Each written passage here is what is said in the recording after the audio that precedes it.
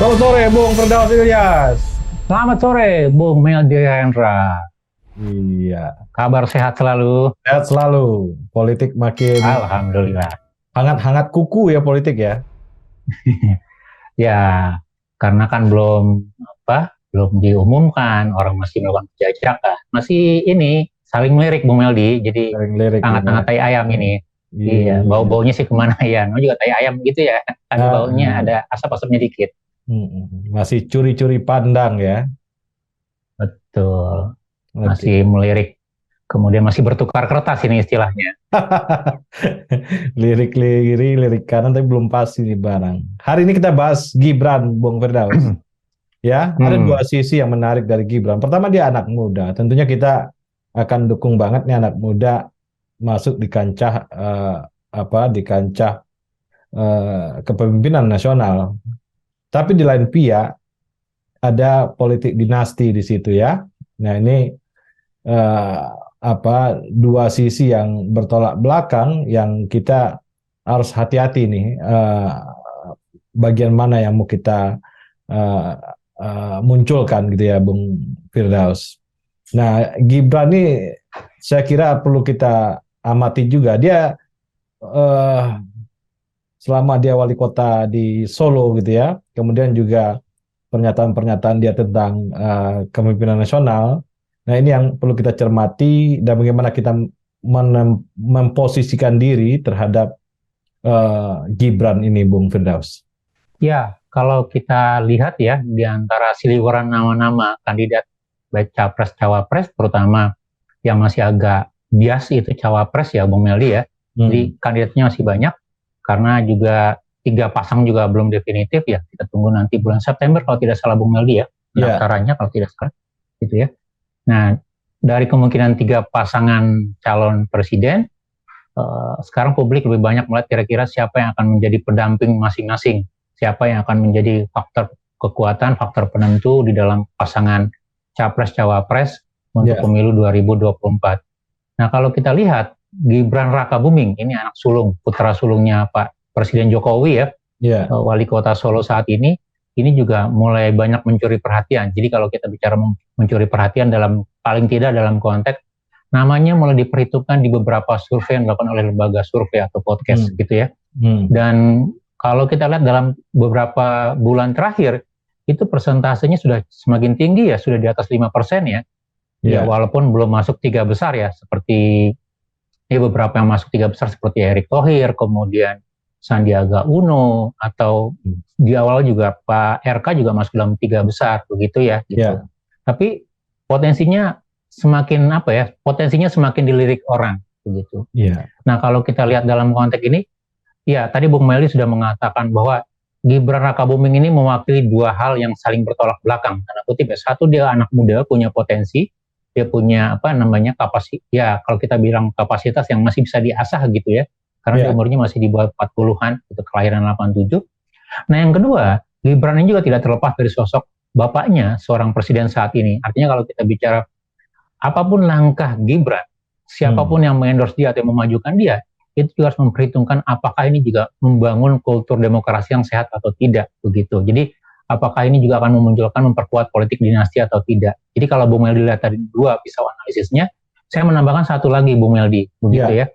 Artinya dari apakah juga kalau kita lihat dari sisi prestasi atau pengalaman, apakah cukup memadai gitu ya, dia melakukan looping yang begitu jauh dari seorang wali kota yang baru 2 tahun kemudian langsung masuk ke kancah nasional gitu. Jadi ya, paling tidak beberapa aspek ini akan kita coba lihat, kita lihat dan mungkin nanti kita akan lebih banyak bicara tentang integritas, bagaimana faktor Janggir Gibran di dalam sebelum menjadi wali kota, kemudian menjadi wali kota di Solo atau di Surakarta, dan apakah itu cukup menjadi modalitas dia untuk maju meramaikan bursa bakal calon cawapres. Terus di samping ada faktor-faktor misalnya pertimbangan-pertimbangan atau gosip-gosip politik yang lain, Bung Meldi, begitu ya. ya.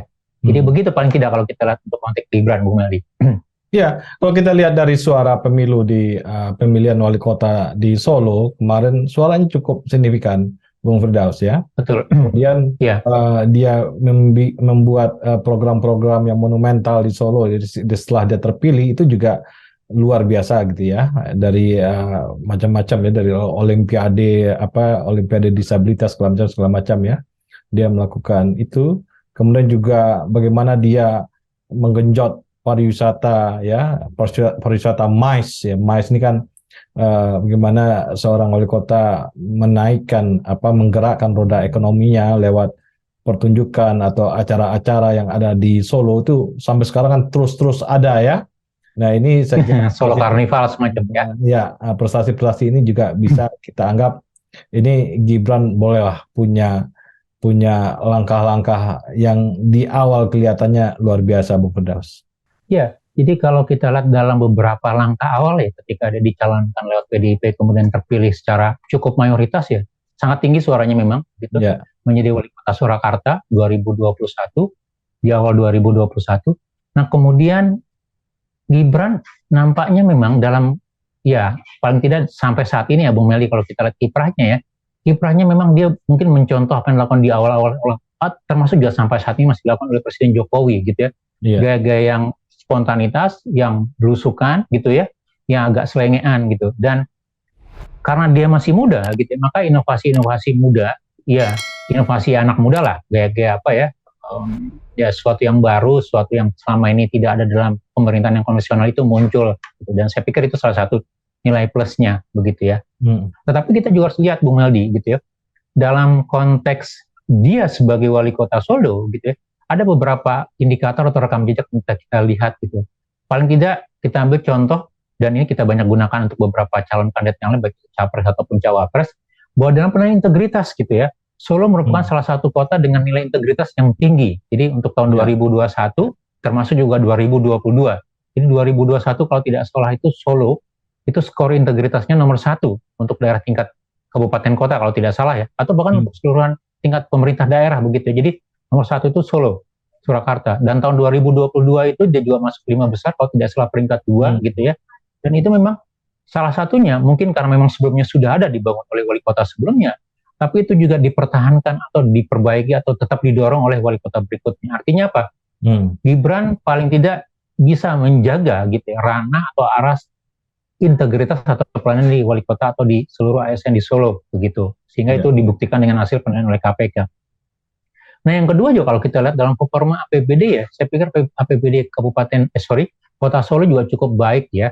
Walaupun ketika dia masuk dalam suasana COVID, suasana yang semua lesu, semua suasana yang loyo gitu ya. Tapi dalam kinerja ASN-nya dalam membangun aspek spontanitas gitu, itu cukup memberikan terobosan. Bahkan dengan gaya-gayanya ketika ada troubleshooting ya, ada permasalahan, kemudian memarkir Solo 1 di depan TKP gitu ya. Itu juga modus yang banyak dilakukan oleh Gibran gitu. Dan saya pikir ini salah satu modalitasnya. Nah, satu ganjar mendasar yang kita lihat tadi, satu ya, kalau kita bicara dalam konteks kontestasi pemilu 2024 adalah soal usia, Bung Meldi.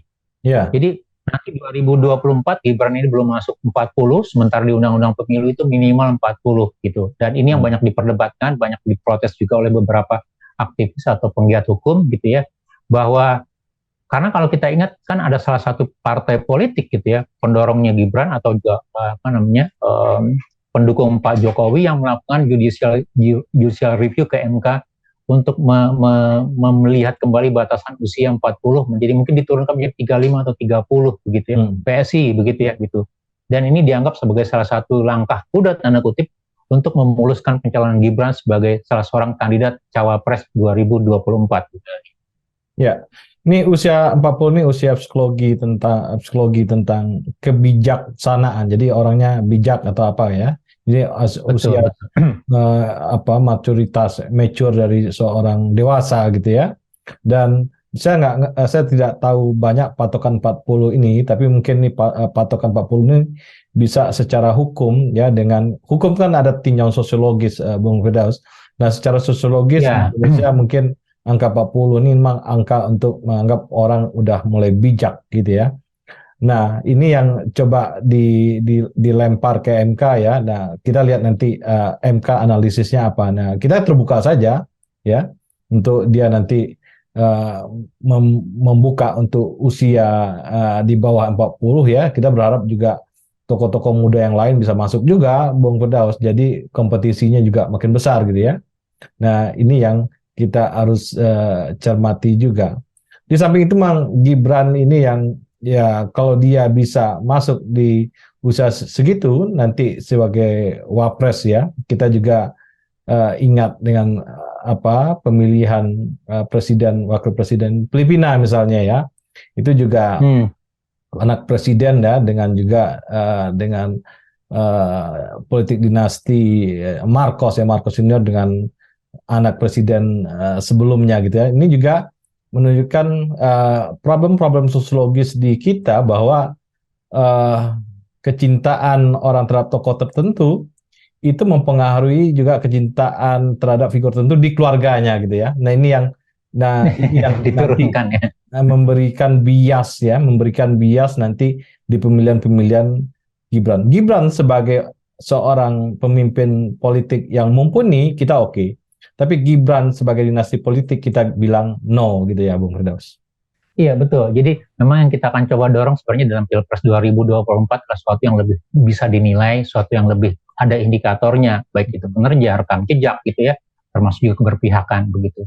Walaupun sekali lagi kalau kita bicara dalam konteks usia, kan di undang-undang pemilu sebelumnya itu minimal itu 35 tahun untuk jadi wapres gitu ya. Kemudian dirubah lagi menjadi 40. Bahkan kalau tadi Bung Mel digunakan beberapa referensi ya, di banyak negara Eropa Barat itu sudah ada presiden atau perdana menteri ya yang di bawah 40 ya, 35, Islandia, Finlandia begitu ya.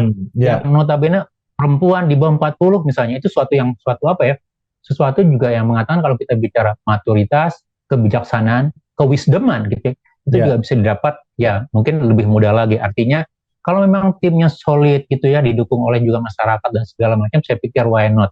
Dan pada titik ini kita sepakat, yang kita persoalkan bukanlah usianya. Jadi kita sepakat semakin muda orang, semakin lebar kesempatan untuk maju dalam kepemimpinan nasional, itu semakin baik gitu ya. Tinggal bagaimana membangun indikator-indikatornya, membangun alat penilaiannya, Bung Meldi. Dan memang sekali lagi kita tidak boleh mengatakan bahwa Gibran posisi tawarnya kuat karena dia anaknya Jokowi, begitu ya.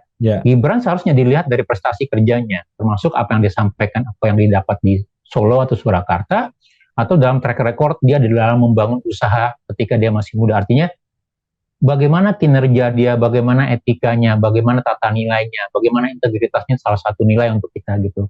Dan memang dalam konteks ini saya pikir dia punya potensi banyak. Walaupun sekali lagi secara pribadi saya katakan, ya masih banyak jalan untuk seorang Gibran. Kalau memang dia memiliki passion, memiliki semangat untuk berkiprah di dalam politik, kemudian merintis karir ya, tidak hanya di wali kota, mungkin nanti menjadi gubernur gitu ya, kemudian mungkin menjadi menjadi menteri atau menjadi presiden suatu saat nanti.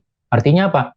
Pengalaman itu harus dicari, pengalaman itu harus dirintis, begitu ya, harus dikejar ya, sambil membentuk karakter dan nilai begitu. Walaupun sekali lagi kalau memang nanti dikabulkan Bung Meldi dalam gugatan MK-nya, bisa jadi Gibran menjadi salah satu pembeda begitu, karena selama ini kan orang melihat ya seperti Bung Meldi katakan gitu ya, pendukung Presiden Jokowi cukup banyak, cukup besar jumlahnya gitu ya, terlepas apapun gitu. Dan kemana arah komando yang diberikan Pak Jokowi itu bisa jadi menjadi perubah di dalam eskalasi atau komposisi kira-kira perimbangan pasangan presiden dan wakil presiden nanti, Bung Meldi gitu.